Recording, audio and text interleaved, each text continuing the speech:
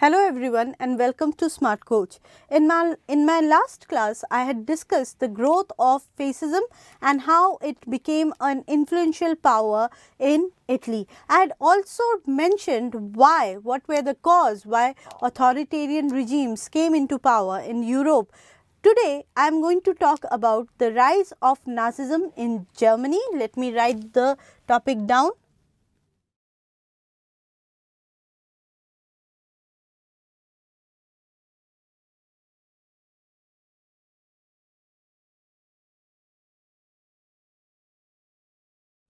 When we talk about this topic, it's important to understand the condition of Germany after First World War. Right after First World War, seeing that Germany had had been defeated in the war by the Allies, a change of government took place and a democratic republic had been set up in Germany. It was known as Weimar Republic.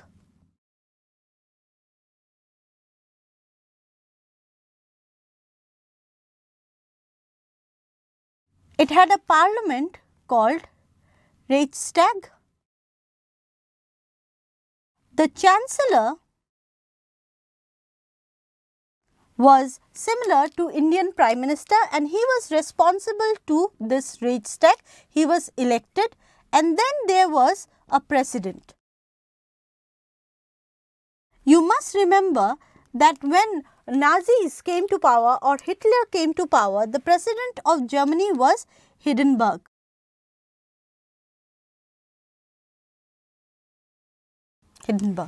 Now, with this, change, a new era of, political development began in Germany.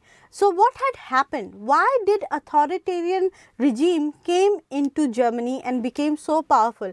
Remember, Mussolini came in Italy, but yet people know more about Hitler. Why?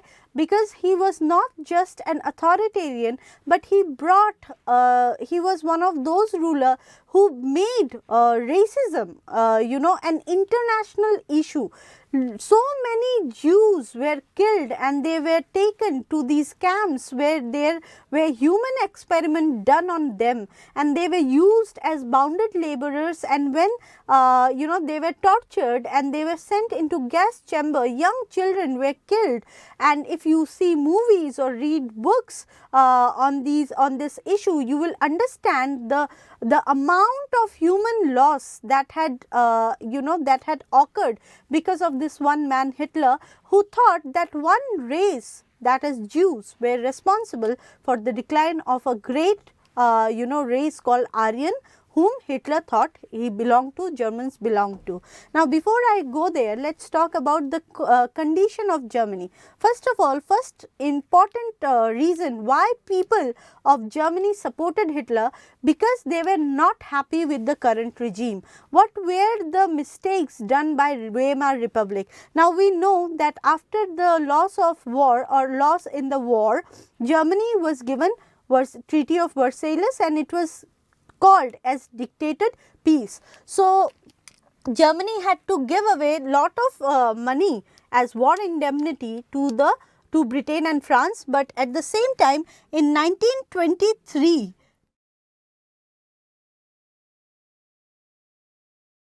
Alsace and Lorraine was captured by France.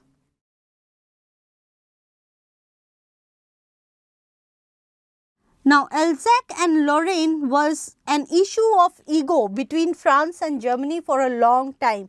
But by Treaty of Versailles, Alsace and Lorraine, which was very rich in, in resources, was taken away by France. At the same time, when Germany was unable to pay loan because the growing poverty in Germany, what had happened? France went on to capture Ruhr Valley as well.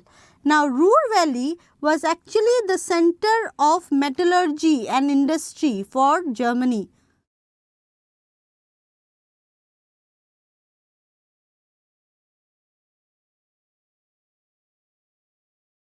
This was the center of metallurgy and industry for Germany, and the moment France took away Ruhr Valley, the German industries came to a halt because mining was stopped, the raw material which they were getting as iron and steel had stopped, and because Ruhr Valley went into the hand of France, obviously France was gaining from it. It was also seen as an insult to Germany.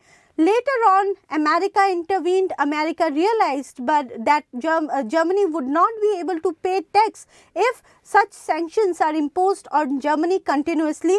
America started paying off loan to Germany, and with that loan, Germany tried to stabilize its its economy, but soon Great Depression came in. So, Great Depression also affected Germany. Why? Because due to Great Depression, America stopped giving loans to Germany. So, a Great Depression occurred, and what happened?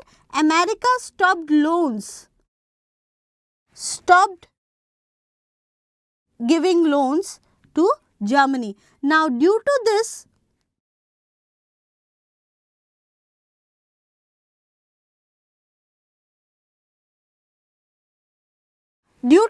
obviously there was lot of crisis of in the economy itself. There was lot of poverty, and Weimar Republic, which was inexperienced as it is, it came up with a disastrous decision to mint more and more money to face the situation or to handle the situation. The number of money which was minted led to one thing, that was the devaluation of the currency of Germany. So, you know, if money is artificially flushed into economy, obviously if there is lot of money in the economy, the value of money goes down, and same thing happened. Mark, which was the currency of Germany, let me write it down, Mark, the currency of Germany, lost its value, became worthless. What is mark? The currency. Worthless because the government decided to mint more and more currency. Now, what had happened at this time? Again, another situation, another decision was taken by the government to to handle the situation or the devaluation of the currency that had happened in Germany. They now introduced a new currency. To handle this, government introduced new currency.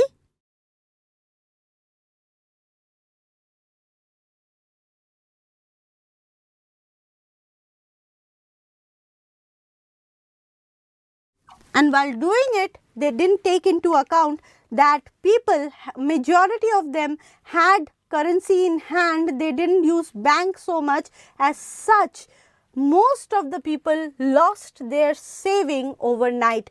The most affected were middle class, who lost their saving overnight because of this decision. So, what had happened? Poverty increased because million of people lost their saving overnight.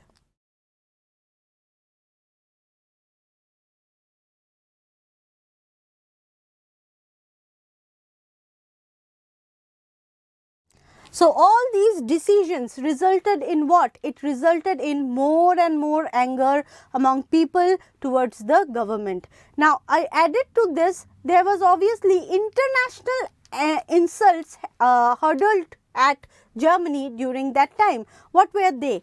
Obviously, the first out of that was the Treaty of Versailles, which was known as the dictated peace. Now, the issue was the Treaty of Versailles had put all the responsibility of war on Germany, and along with that, it had also laid down few insulting clauses for Germany. What were they? First of all, Germany was asked to reduce its army, the number of army. At the same time, a very important strategic location called Rhineland was demilitarized.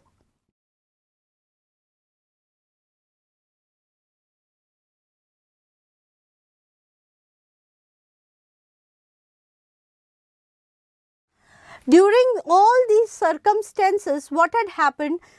Army at the same time felt worthless, because somehow they felt that the government should not accept such a treaty and they should come up and fight. Obviously, by 1919, a party called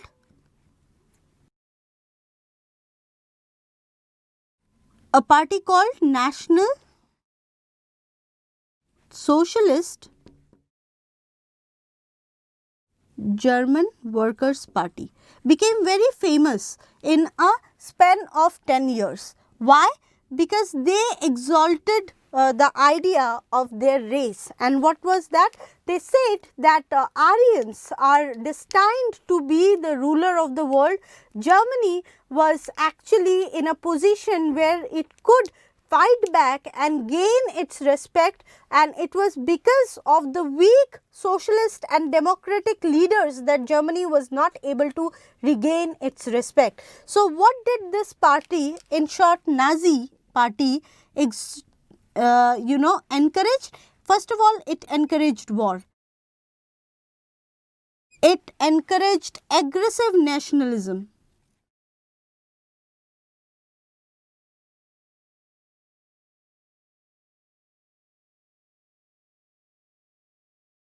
And it encouraged racism in the name of Aryan race.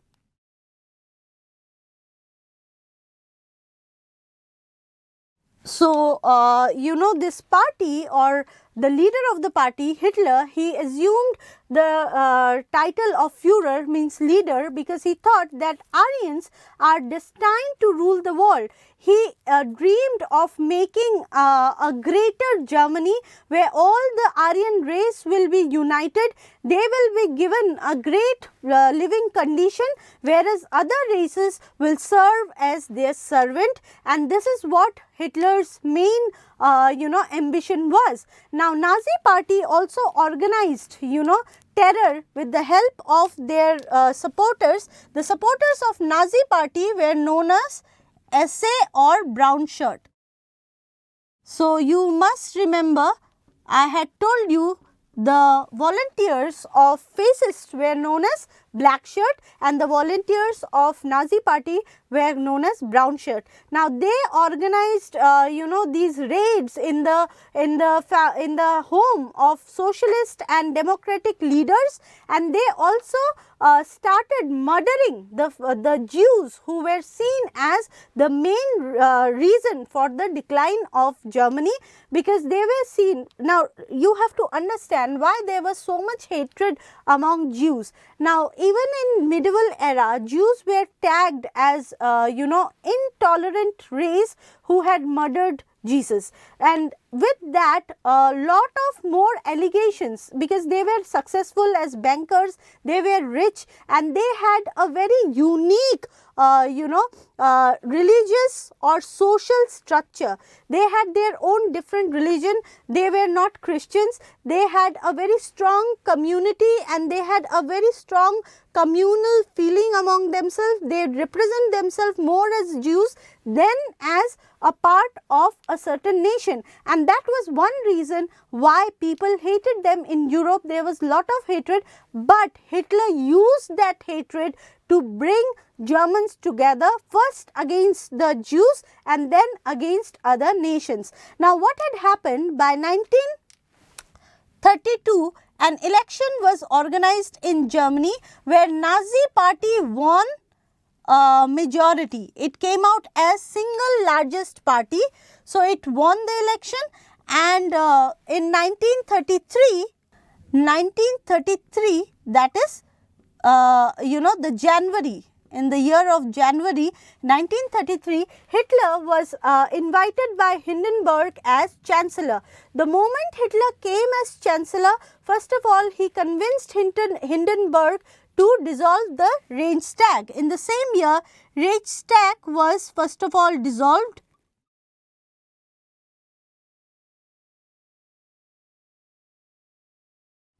and then it was burned altogether. The burning of Reichstag is seen as the decline of democracy. It is symbolic actually. It is seen as the decline of democracy in Germany. In the years that followed, Hitler himself claimed he usurped the power and he became the president. It was in October 1933. Now remember, Hitler was a great orator, and when he gave the call of nationalism, the people who supported him were first of all army. Army supported Hitler because, as I told you, army felt that they were cheated and dictated peace should not have been accepted by the government anyways. And the other people who supported Hitler were the industrialists. And as in Italy, industrialists supported Hitler because they felt that Nazis were against Soviet or socialist ideas, and they could curb the growth of socialism in Germany. So, by October 1933, Hitler became the president of Germany, and in the same year, Germany withdrew from League of Nations. By 1936, Hitler and Benito Mussolini had signed the Rome-Berlin Axis, or they actually became Rome-Berlin Axis by signing a treaty of cooperation, political cooperation against socialist countries, and in the same year Hitler, that is Germany, Italy and Japan came together and signed Anti-Comintern Pact. So, let me write it here. In 1936, Anti-Comintern Pact was signed, which was a pact signed by whom? Signed by Germany. The parties were obviously Germany was there. Along with that, we had Italy and Japan. These three powers signed the pact, and they made it very clear that this pact was signed against the communists, and it became a safeguard for them, because the moment Anti-Comintern Pact was signed, most of the European nations, the capitalist nations, thought that their main target will be Russia, and as such they stayed mum, like Britain and France, they stayed mum and let Italy, Japan and Germany follow their aggressive policy. This is all about the growth of Nazism in Germany. In our other chapter, we will take all other topic of world history. I hope this chapter was helpful for you.